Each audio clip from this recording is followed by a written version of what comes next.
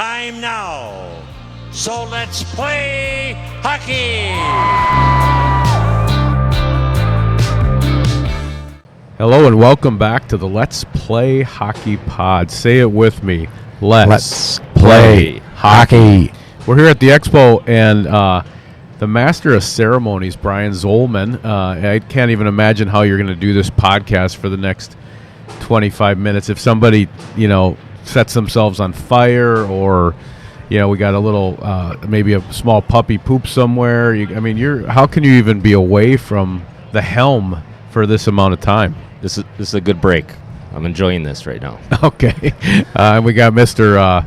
The Bubble Baker, Hobey Bubble Baker. He wore a bubble. He won the Hobey. Brian Bonin, Bubble. Brian Bonin Baker. The bubble. And this is a bit of trivia. I believe that Brian Bonin has a bigger headache than me this morning, which is probably the first time that's happened in 30 years. Was there karaoke last night, Brian? There was karaoke. And it was not a headache. Does it affect your voice? Well, when you're doing a little shaking. What did you sing? Tell me a couple songs you sang last night. Yeah, shaking. You sang Shakin'? That's a song? What song is it? Who sings that? Come Other on. than you. Come on. The Essentials from Eddie Money. Okay. She was shaking. It was fantastic. You were working through Eddie Money's catalog? Oh, yeah. Okay, ex-cop. Not a little Rhett Adkins. That ain't my truck in her drive. Oh, no. Yeah, that's cheating music. Yep. That's a good one. I like that's that a really one. good That's one. good. That's good. Hey, can't hit the high notes. Bad voice today. Can't hit the high notes. That's okay. So we're at the tournament. We're recording this before the championship games on Saturday, the single A and the double A. We got Harrimantown against St. Cloud Cathedral, the small town on the west side with the Dream Edina playing newcomer Chanhassen. Let's just start with where's the smart money single A, double A? Talk me through your thinking. Where's the money? Interesting.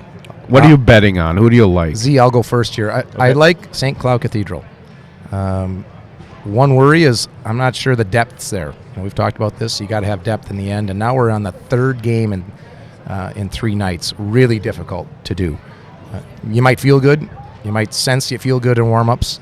We've got to be very careful with the shifts in the first period for teams that have shortened their bench. Haven't paid attention enough to Harrimantown there to know whether they've got better depth or not, and they're certainly going to need some goaltending. But I'm going with Cathedral, and then you got to go with Chan.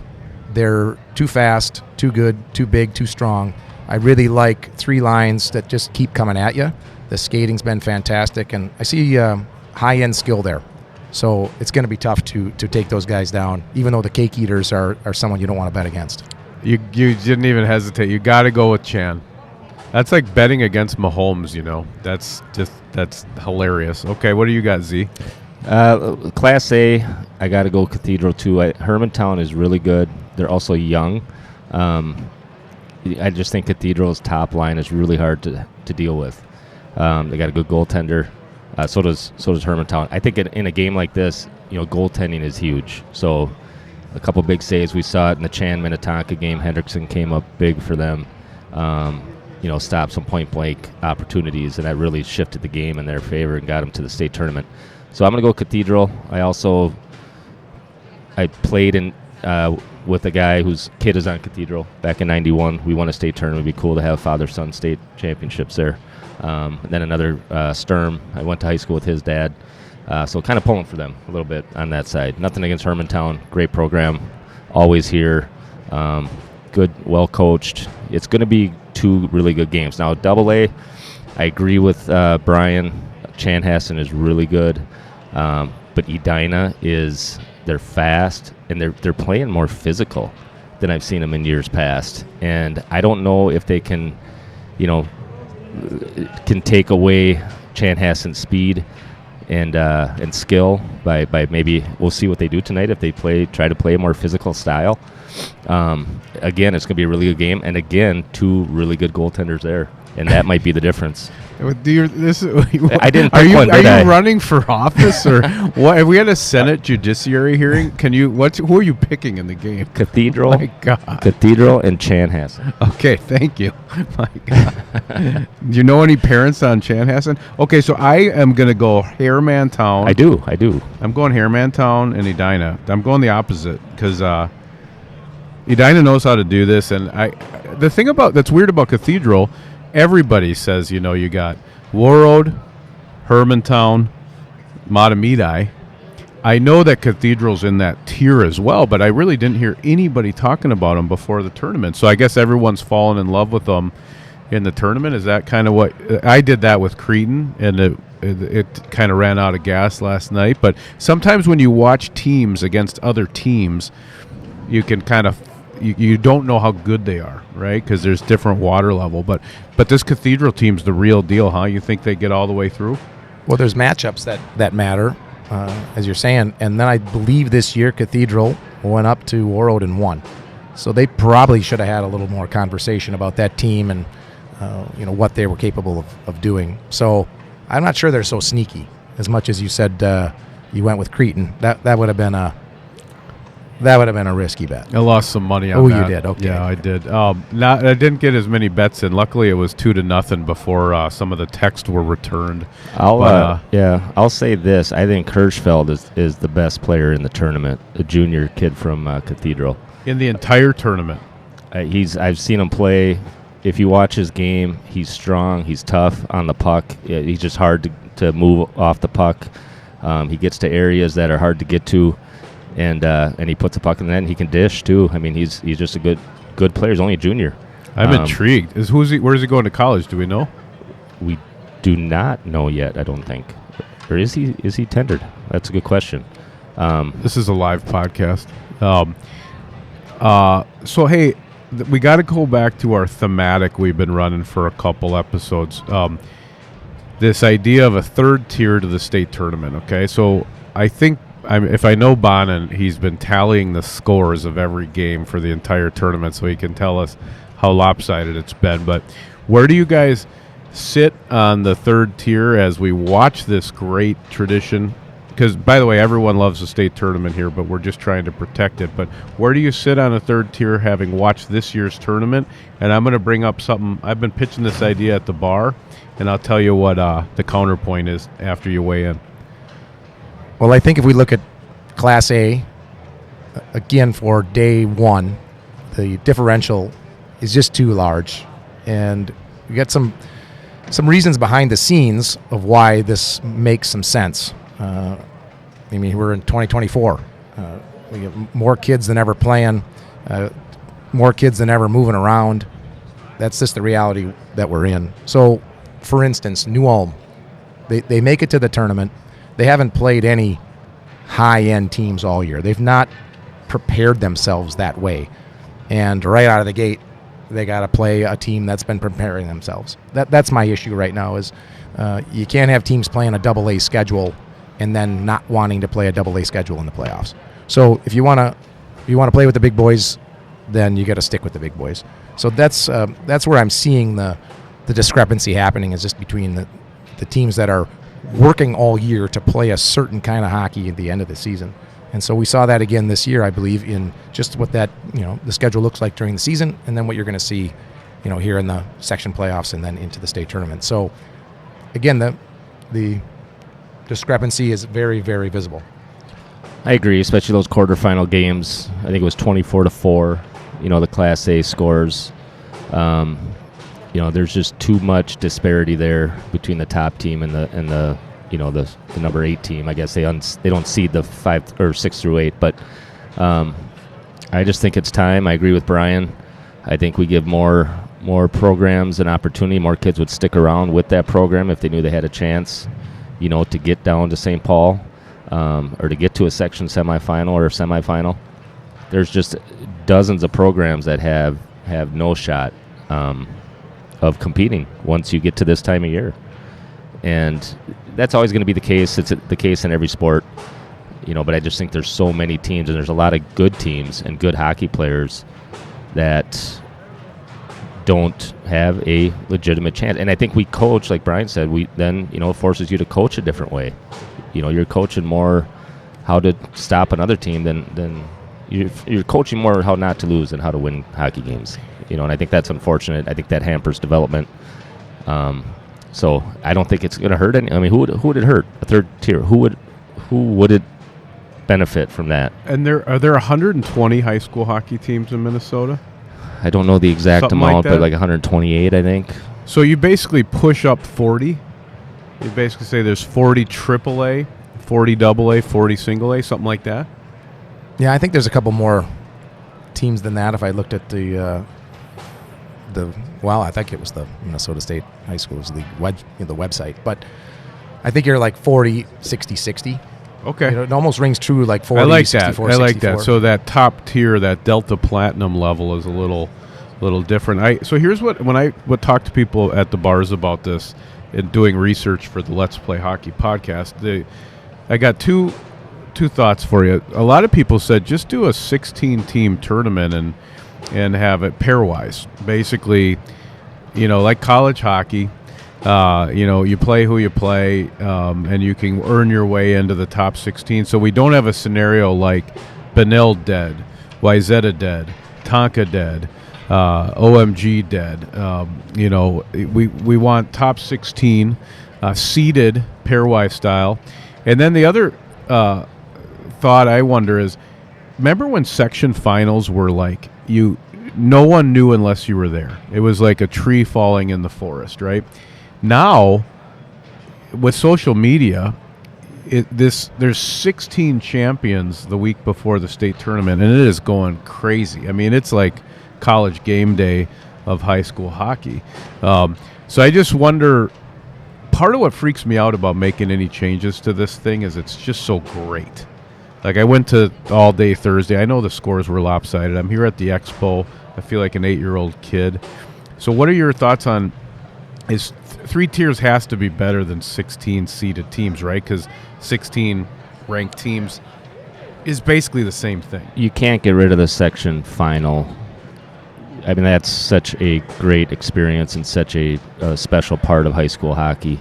I think you have to keep that format. So you're basically just saying all we're asking to do is split the chromosome.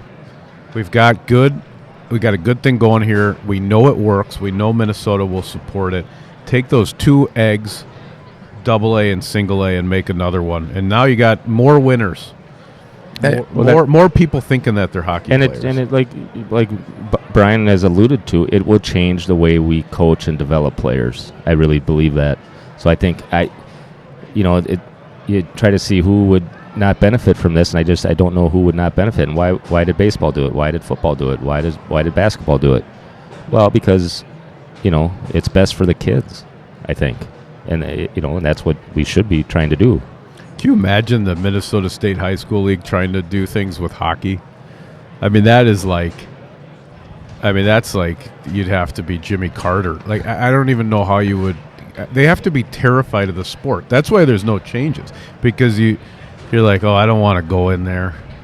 Well, that's the hockey people. It's hard to change something that's been so successful, and you almost got to kind of be ahead of the game and looking and not pretending we're the smartest people around here. It's just an idea, right? And I think we watch a lot of hockey and we kind of see these things, and it's just an idea. And they've probably been thinking about it maybe for a few years. Who knows?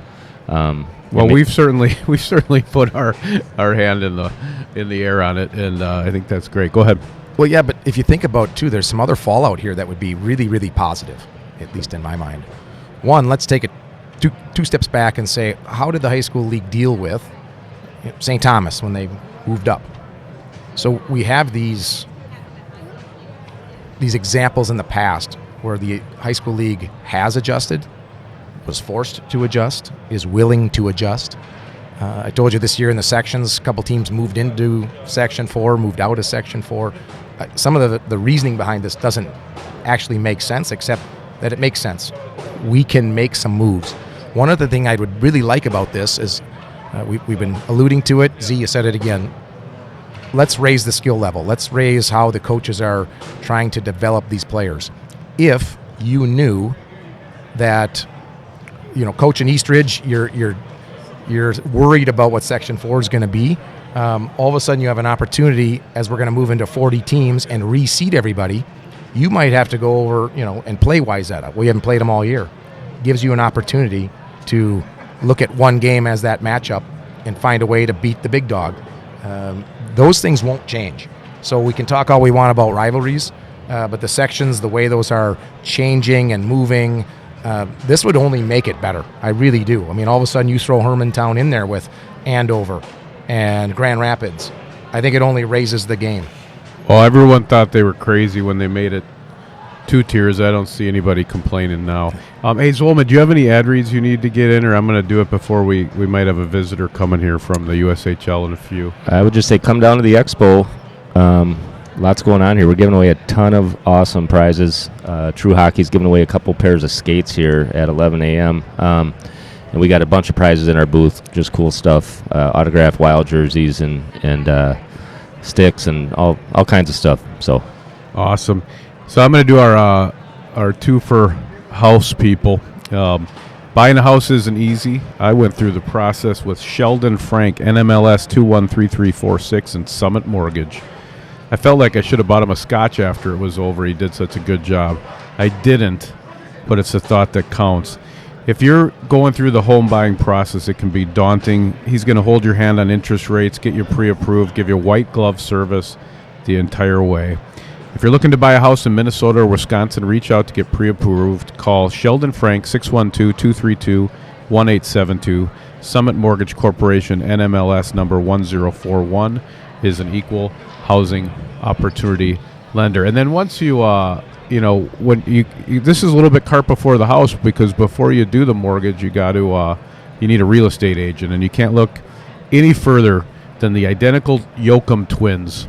These guys, if they stand next to each other, have a bigger wingspan than the guy on all the billboards.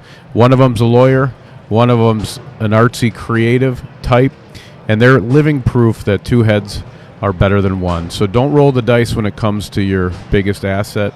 Think twice and hire the twins at Yoakum Real Estate. Check them out online.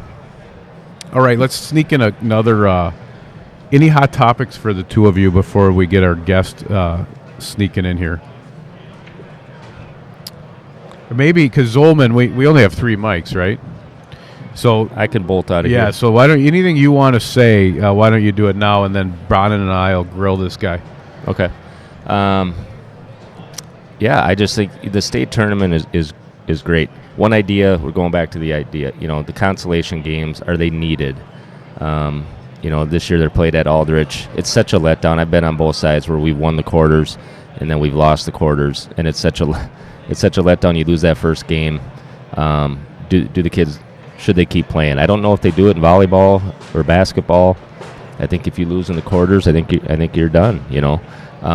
So in terms of trying to figure out how to do the tournament, you could have the Class A quarterfinals on Tuesday, AA Wednesday, the AAA Thursday, and then have semifinal Friday, and then all championship games on Saturday. So I think there's a format there that would work.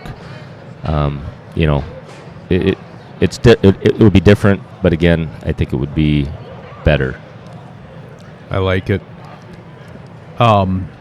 Hey, just quick before you go, this expo is amazing, and this will probably come out after, it's done for a lot of people. But you do this all the time, so are you immune to the feeling that you get when you come in here, which makes you feel like an 8-year-old?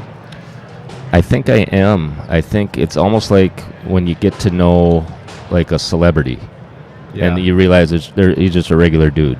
But right? It's not a regular dude. There's like hockey cards. There's like old North Star programs. Like, this is the kind of place, if I could hide under one of these tables and just be here at night like that movie Toys, it's just the best. Any man basically over 40 that is into hockey, this is ridiculous. Also kids, I'm sure, but it's just so great. I could just wander around in here. What's your favorite booth? It's fun. There's something for everybody here. Well, I can't pick a favorite. Well, you got a business to run. But what was interesting or new this year? Well, we got CCM is back, which is good. Warrior is back. That's good. Some of the top brands, stopped coming for whatever reason. I know Bauer had gone through some financial stuff there. CCM, I think, changed ownership and whatnot. So it's good to have them back. I think, post-COVID, it's just good to get faces together and get the screens out of our hands and actually shake a hand and build relationships with customers and hockey people. The best part for me is just to meet all the different people in the hockey industry. Just good, genuine people.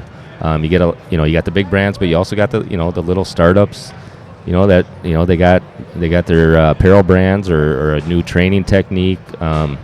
It's fun to see all the ideas and the concepts, the creativity, and really the expo is about the game, but it's the people behind the game that really make the game great, and it's just a fun event. I'm just glad to be part of it, really. It's great. I'm curious, before you go, so back in the day, people used to come here and do these like Las Vegas Comdex Expo booths. Like you'd walk in over a plastic fake lake and there'd be 17 mannequins wearing hockey equipment from Mission, like blue sticks and ice cases hanging from the ceiling. I like the Expo better now because it's grassroots, and I'm sure maybe it's a little smaller. Who knows? Maybe you had one of those big booths and everything else was the same. But what's your take on how it's changed over the years from that kind of over the top? It was like the hockey war, the big companies fighting against each other. Right. I think social media changed a lot of that. Now it's hey, let's get Ovechkin to use our stuff. We'll pay him to use our stuff and have him send it out on his, put it on his social media. So I don't need a booth. I got it. That type of deal. So social media changed a lot of things, and that's just one of them. But like I said, having CCM Warrior back, True Hockey's been a great partner of ours. They see the value in, having their product in people's hands, letting them try on their skates, getting the stick in their hands. I think that's important. That shows good customer service and customer appreciation when you are here and you're talking. You get good feedback, and also, it's not just. It's kind of like when you go to a store, or it's like ordering a pair of shoes online. I'd like to go try them on. I don't like to order a pair of pants online. I'm gonna go. I like the dressing room, so I need to see how they feel, how they look, before I make the purchase. So the Expo is great for that, I think. I like to order Jimmy's caramel dip online. Totally different deal, though. Totally different. Well, Zollman, hey, thanks for having us. By the way, thanks for hooking us up with this booth and kind of working that out with our partnership. It's big. It's great. We're having a blast here. Pulltab Sports has been proud to be doing this podcast with you, as well as you took care of us again this year, so thank you. Go do your thing. We're going to have a guest join us from the United States Hockey League. Bonin and I will stay on here for a few more minutes, and enjoy. Thanks, guys. Appreciate it. Hey, we're back. We got a guest. We got Ian Gentile, Vice President Hockey Operations for the United States Hockey League. So, Ian, tell us, the USHL, only Tier 1 junior league in the United States. Obviously, tons of studs coming out of there, including Celebrini and Fantilli. God bless the Chicago Steel. What do you make of the state tournament? Have you been here a lot? How do you see the relationship between the USHL and high school hockey? Yeah, this is a very special event in the hockey ecosystem, and it's a religion here, right? Like it's a very special thing, Minnesota high school hockey, and the USHL, as you said, the only Tier 1 junior hockey league in this country, and we're very proud of that. And we think we meet a very specific need in the hockey ecosystem, and the numbers seem to bear that out. Where 50% of all D1 hockey athletes have passed through the USHL. Obviously, we're very proud of that. We're the foremost college tracking league in the world. I think that's historically how people have always associated with the USHL. And in recent vintage, last year, 51 NHL draft choices coming through the USHL puts us as the #1 junior league for NHL draft choices. So a really cool thing has happened in the last 10, 12, 15 years, where the USHL still the foremost sort of college tracking option, but now pound for pound, our NHL development is right there too. So I think the brand has never been stronger. I think the hockey product has never been better, and these are really fun times for the USHL. And then I think for Minnesota high school, it's such a difficult jump to go from high school hockey to D1 hockey. Unless you're a big strapping lad, like that's a really tough jump to make for an 18-year-old. I think we're an absolute layup fit there. We're a really nice place to develop, continue growing your game, prepare you for D1 hockey, prepare you for whatever's to come next in your hockey career. So I think that's probably where we fit into this whole picture, and I just can't say enough good things about that. I mean, that atmosphere last night was awesome. You're in an NHL arena, but with bands and fans. It was awesome. Tell us about your background. So what's your hockey story, and then how do you end up as the Vice President Hockey Ops for the USHL? Yeah, so I was very fortunate. Chicagoan, born and bred, fourth-generation Chicagoan, so a Midwesterner, proud Midwesterner. I spent 13 years with the Chicago Blackhawks. Very, very fortunate to rip off such a charmed run with my hometown team, and Stanley Cup runs, and hockey operations, scouting coordinator, hockey administration, and then I spent 7 years in player development. So we were sort of at the bleeding edge of player development, and that's one thing we're very proud of is building out a multidisciplinary player development department, and the Blackhawks were leaders in that sense. Once that sort of group passed through Chicago and it was time to find what was next, here's this perfect fit in the USHL. I live in the heart of the footprint, a league that I know very well, that I think very highly of. And again, to come at this league at such an important time, I don't think the brand has ever been better. Thrilled to be here. And again, the USHL fits such a unique need in the hockey ecosystem. So it's been a great fit. Did you know Mike Fazio? Yeah, well, he and I didn't know one another well, but the impact that he made in our league and in our game, and my literal next-door neighbor was part of his summer training group, right? So small world as far as that goes. So, Bonin, we just did a special episode of a docuseries about this Mike Fazio, assistant coach for the Steel. He passed away 31 from cancer, and he's got this thing, live every day the Faz way. And he was so positive. He had a line, even with cancer, he said, you got to go through it to get through it. Guy was just a giant of a man in 31 years, and I guess more proof of some of the characters you have in the USHL. Brian, what do you're Mr. Hockey, Minnesota. What would you ask the USHL? Well, I think they absolutely fit a need as well. And so let's keep this as collaborative as possible. We've been talking here these last couple pods. How do we develop more hockey players? How do we develop more people to love this game? And that's what's so unique also about Minnesota State high school hockey, boys and girls, this state tournament that we have here. So how can we collaborate more with these leagues that are the sequel to a high school career? And I say that because you just don't want to rush anybody through their hockey journey. And that's becoming more and more difficult. There's more and more pressure on the college level, down into the junior level.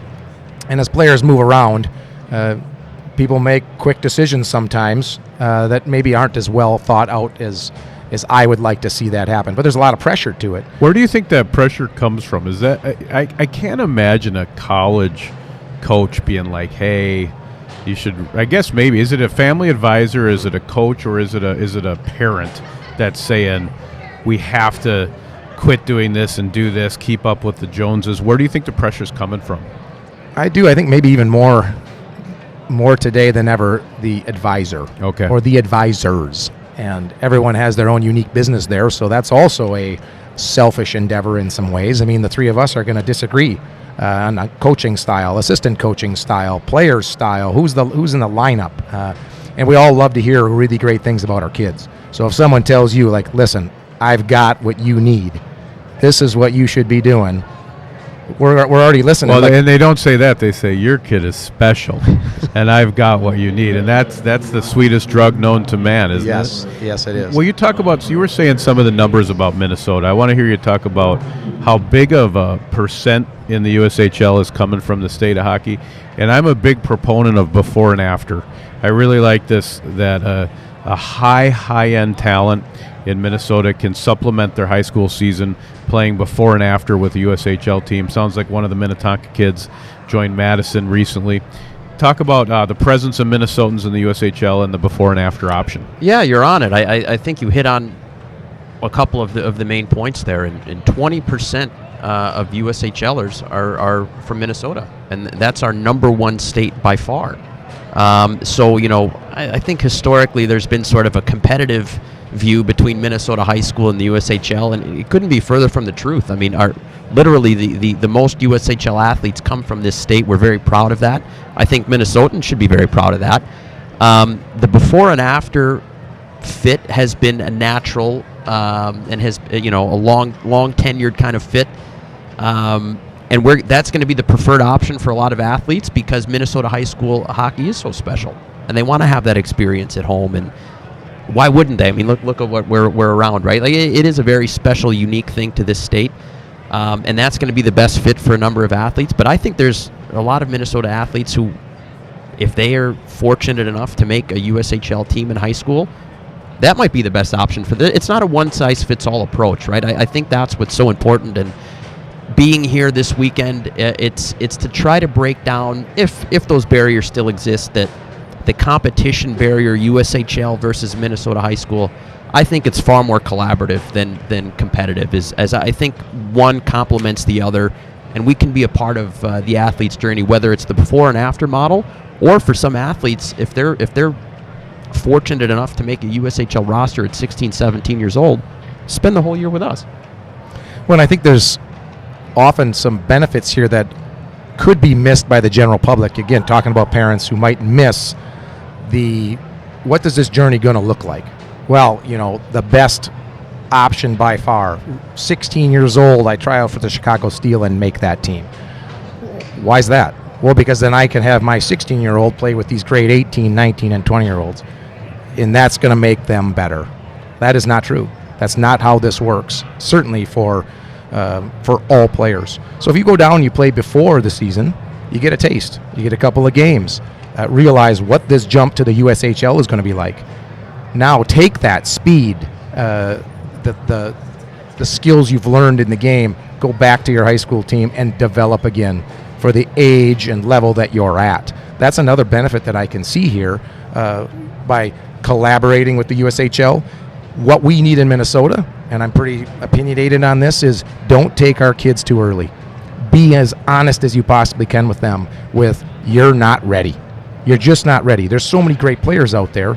We're gonna give you 20%. We're gonna give you 25%, hopefully 30%. I would love to see so many of our players continue to run through the USHL. They need that step before they make that step to the NCAA. And every player's different, right? Macklin Celebrini woke up in a haystack like Superman, and his kids found him. He probably could play in the USHL at 12, but for a bunch of other people, it may not work. Before and after might work. Maybe there's a handful of, blue chippers that can handle that at a younger age. But yeah, I think each kid's different. I love the idea of let's collaborate, not compete. I mean, you're here.